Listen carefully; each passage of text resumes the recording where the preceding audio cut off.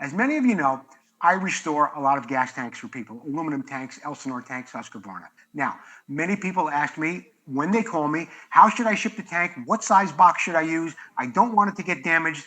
And that's all very concerning, as it should be. And it's the same when I ship it back to them.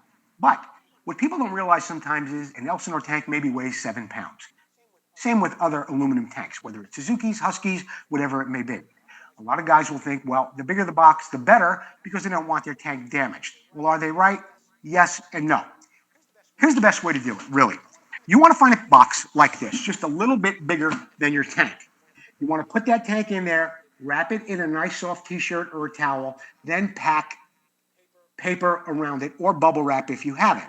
That's going to really secure the tank. But of course, you're worried about, is the box big enough to prevent the tank from being damaged? Well, that's the next thing we're going to talk about. The way I like to do it, the way I ship tanks back to people, is I put it in a box like that.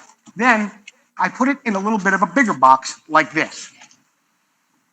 And you can see right in there where there's a few inches left on each side of that smaller box, where you can then pack it with bubble wrap. And with that, your tank is really, really going to be secure.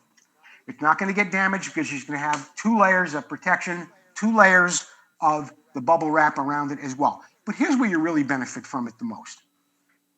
You're not going to be charged as much when you go to ship it. Now, I don't care if it's FedEx, UPS, or the post office. They'll always get you on the size. They'll call it an oversized box.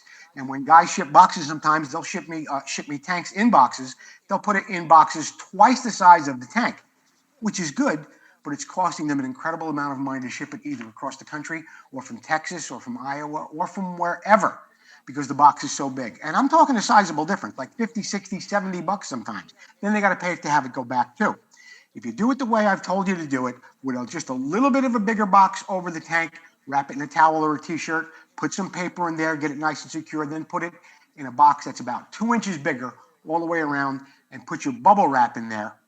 That's the best way to ship a tank. It's not going to weigh anymore, and it's not going to cost you anywhere near as much as if you use a bigger box, because you do that under the impression that, well, it's bigger, it's got more packing, there's less chance of the tank getting damaged. That's true. However, you always get banged out for the bigger box size. So next time, try that. Thanks, VintCo, for being a sponsor of this segment. Don't get a box like that.